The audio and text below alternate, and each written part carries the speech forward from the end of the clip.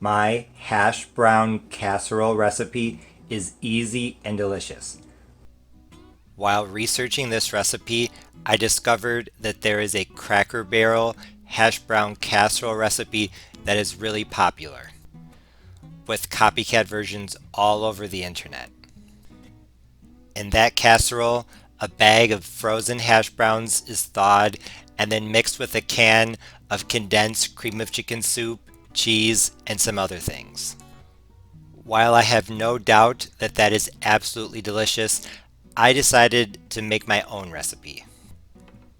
My recipe started with a 30-ounce bag of frozen hash browns, a little less than 2 pounds.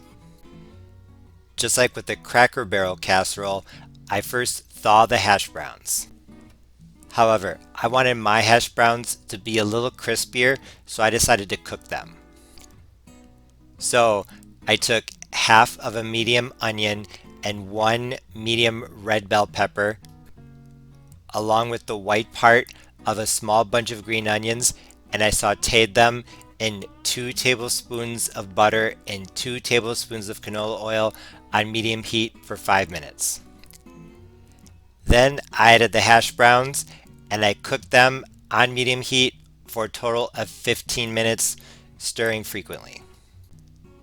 Honestly, I probably should have used a bigger pan, but I think the hash browns turned out just fine.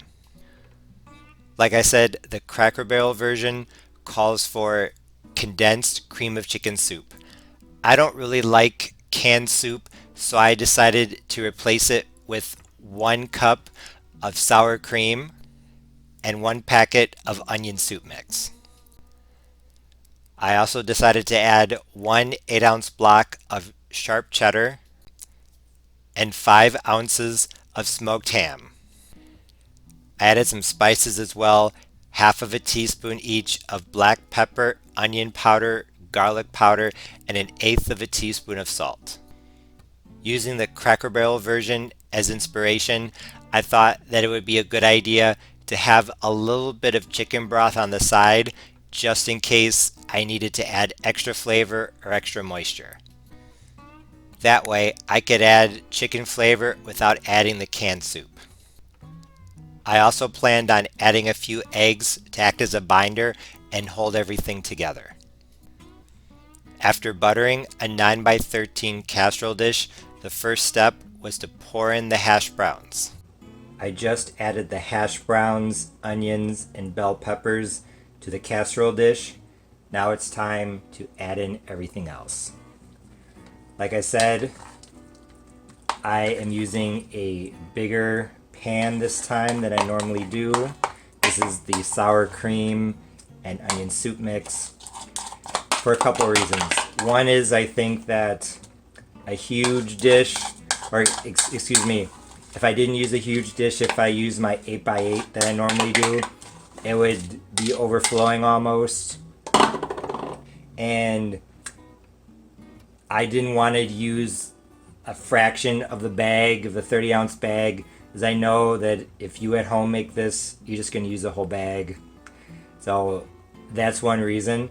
Another reason is I think that what makes hash browns delicious is when they're crispy. And I think that, here are the eggs, 2 eggs. I think that if they were packed into a really deep dish, they wouldn't get as much surface. The surface area wouldn't be as big, and so it wouldn't crisp up as much. I think the top is going to crisp up, but not the interior. And if you have a really thick interior, like I said, you're going to have less crispiness. Also, because of that, I'm not going to do my normal casserole topping with sour cream and cheese. I'm just going to add all the cheese in here because I think that if I add a topping, it's going to insulate the hash browns and they're not going to crisp up at all. So here I'm adding my ham. Actually, I'm going to try maybe 5 ounces. We'll see. I am learning along with you. So now I'm going to scrape that bowl and mix. After mixing in the sour cream, the eggs, the cheese, and the ham, I honestly felt like the hash brown casserole was a bit on the dry side. So instead of adding more sour cream, I decided to add 2 tablespoons of my homemade chicken stock. Just enough to add a bit more moisture and a bit more flavor without making the casserole so waterlogged that it wouldn't crisp up in the oven. After mixing in the chicken broth and then smoothing everything back down into the casserole dish, my hash brown casserole was ready for the oven. My oven is preheating to 350 degrees Fahrenheit, and I'm going to put this in uncovered for, I will let you know how long. I just pulled my hash brown casserole out of the oven. It was in at 350, uncovered, for 45 minutes. This looked and smelled amazing, so I was excited to try it. Honestly, my hash brown casserole recipe turned out great. I was actually really surprised just how flavorful this hash brown casserole without soup was. Although the onions, bell pepper, spices, and bit of chicken stock definitely helped contribute to the deliciousness, I honestly think that it was the sour cream and onion soup mix that made this casserole truly outstanding. Another thing that was surprisingly good was the smoked ham. The smokiness of the ham worked extremely well with the other flavors. Even though I only used 5 ounces, I bought a 9-ounce package, and looking back, I should probably have used all 9 ounces, since I liked what the smokiness did to this recipe so much. Another thing that I really liked was the combination in textures. The top was really crispy while the inside was really moist. Like I said earlier in the video, being able to spread the hash browns into a relatively thin layer definitely helped to create that nice contrast in textures.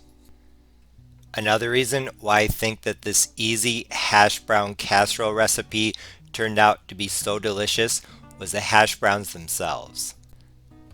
Unlike French fries or tater tots, hash browns are relatively small.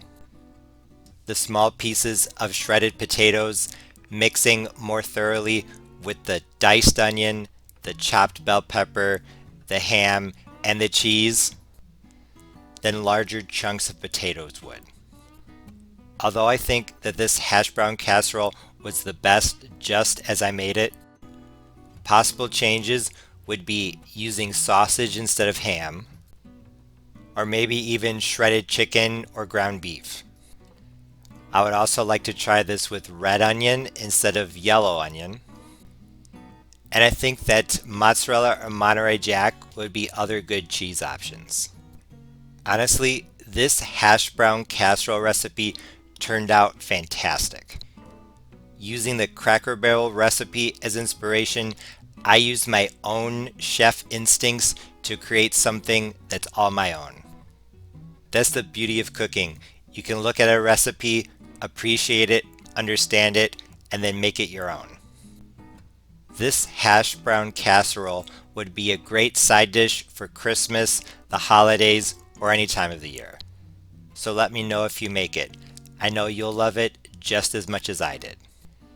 As always, thanks for watching. See you next time. Bye.